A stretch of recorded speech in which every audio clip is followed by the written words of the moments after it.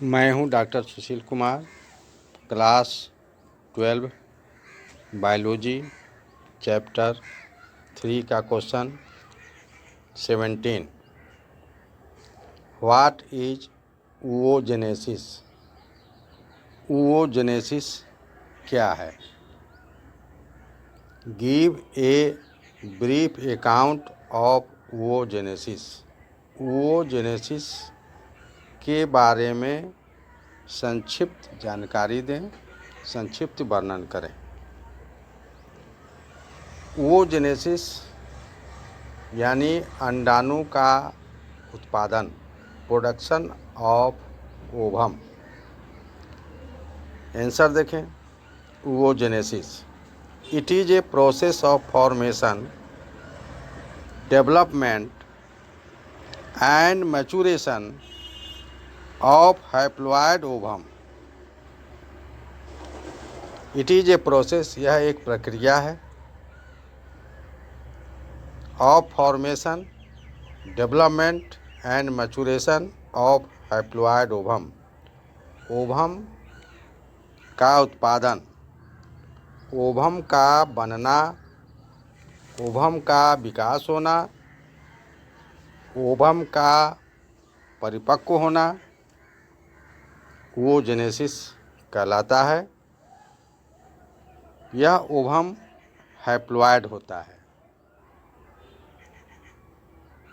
Ovum को ही हम female gamete कहते हैं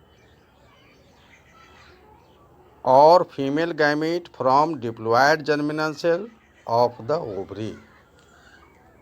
महिलाओं में एक जोड़ा 1 पेयर ओवरी पाया जाता है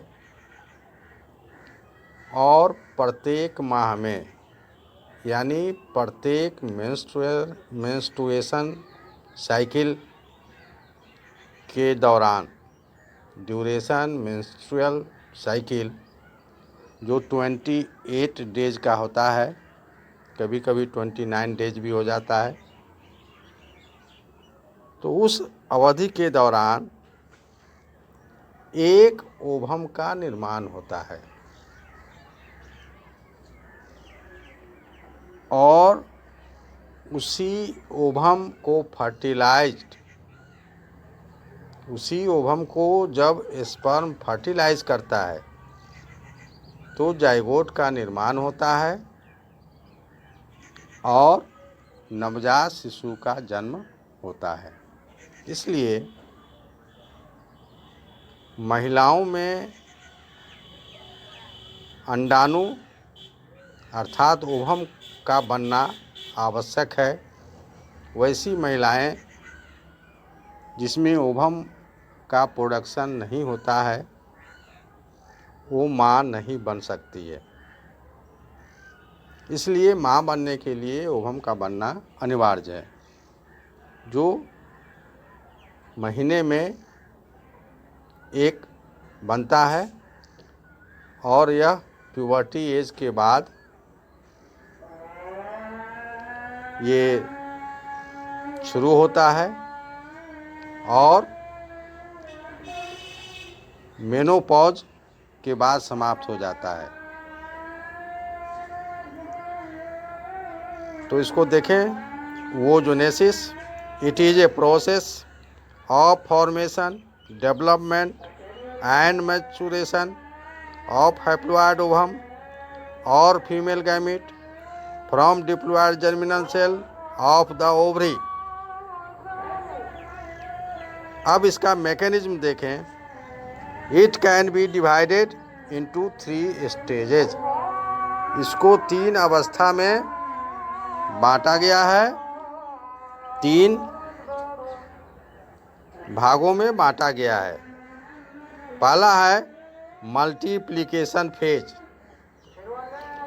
जर्म सेल्स, आप जानते हैं कि एक सेल होता है जो जर्म सेल कहलाता है, दूसरा सोमैटिक सेल होता है। जर्म सेल जनन से जुड़ा हुआ होता है। Germ cells undergo mitotic divisions cell division मुख्यतः दो तरह के होते हैं, माइटोसिस और मियोटिक। जिस माइटोसिस को ही हम माइटोटिक कहते हैं और मियोसिस को ही हम मियोटिक डिवीजन भी कहते हैं। माइटोटिक डिवीजन हुआ समसूत्री विभाजन जिसमें क्रोमोसोम की संख्या समान रहती है, और मियोसिस सेल डिवीजन होता है जिसमें क्रोमोसोम का संख्या आधा हो जाता है। इसलिए मियोसिस को अर्धसूत्री विभाजन कहते हैं और माइटोसिस को समसूत्री विभाजन कहते हैं। तो इसको देखें, पहला मल्टीप्लिकेशन फेज को। Germ cells undergo mitotic divisions to form diploid oogonia which grow later to form egg nest. Germ cell का माइटोटिक डिवीजन होता है जिसके फलस्वरूप डिप्लॉयड ओगोनिया का निर्माण होता है, जो बाद में वृद्धि कर एक नेस्ट बनाता है। दूसरा ग्रोथ फेज देखें। One oogoonium of the egg nest grows and functions as primary oocyte. एक oogoonium एग नेस्ट का वृद्धि करता है और प्राइमरी oocyte की तरह कार्य करता है। Other sales of the egg nest, egg nest का दूसरा जो अदर सेल्स होते हैं, अन्य जो सेल्स होते हैं एग नेस्ट का, form follicular sheath, follicular sheath का निर्माण करते हैं। The in sheath primary oocyte is called primary follicle. Primary oocyte जो फॉलिकुलर शीथ से घिरा होता है उसको प्राइमरी फॉलिक्यूल कहते हैं। At puberty an ovary contains 60,000 to 80,000 primary follicles. Puberty की अवस्था में प्रत्येक ओवरी, एक ओवरी में लगभग 60,000 से 80,000 प्राइमरी फॉलिकल्स पाए जाते हैं। प्यूबर्टी एज के बाद एडल्ट एज आता है। Note, draw figure number 3.8b of oogenesis from NCERT book और फ्रॉम अदर सोर्सेस और फ्रॉम माय वीडियो। फिगर के लिए, oogenesis का फिगर बनाने के लिए NCERT के बुक का सहायता ले सकते हैं जिसका फिगर नंबर 3.8b है। किसी अन्य स्रोत से बना सकते हैं या हमारे वीडियो में दिया हुआ है शुरू में, उससे भी फिगर बना सकते हैं। तीसरा पॉइंट, मैचुरेशन फेज, ये परिपक्वता का अवस्था होता है, यानी ओवम के परिपक्व होने का अवस्था होता है। After puberty primary follicle transform into secondary follicle. Puberty की अवस्था के बाद प्राइमरी फॉलिकल सेकेंडरी फॉलिकल में परिवर्तित हो जाता है। देन फॉर्म टर्शियरी फॉलिकल, उसके बाद टर्शियरी फॉलिकल का निर्माण होता है। The primary oocyte grows to form large secondary oocyte। Primary oocyte का वृद्धि लार्ज सेकेंडरी oocyte के रूप में हो जाता है। The follicle grows to maximum size, follicle अपने मैक्सिमम साइज पर पहुंच जाता है, उसका वृद्धि मैक्सिमम हो जाता है। एंड इज कॉल्ड ग्रैफियन फॉलिकल, तब इसे हम ग्रैफियन फॉलिकल कहते हैं।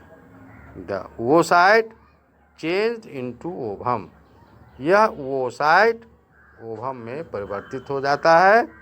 ओवम का ही दूसरा नाम ओटिड है, यानी ओवम का प्रोडक्शन oogenesis कहलाता है। और महिलाओं के लिए ओवम का बनना अनिवार्य है। जो महिलाएं माँ बनती हैं, बिना ओवम के बने हुए माँ नहीं बन सकती है।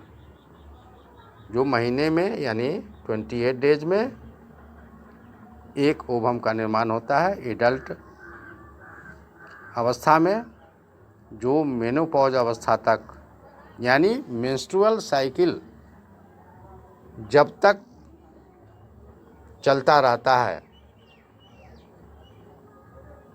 तब तक ओवम का निर्माण होगा। उसके पहले या उसके बाद ओवम का निर्माण नहीं होता है, फलस्वरूप माँ नहीं बन पाती है। तो आज के वीडियो में इतना ही। मेरे वीडियो को लाइक करें, शेयर करें और हमारे YouTube चैनल को सब्सक्राइब करें। धन्यवाद।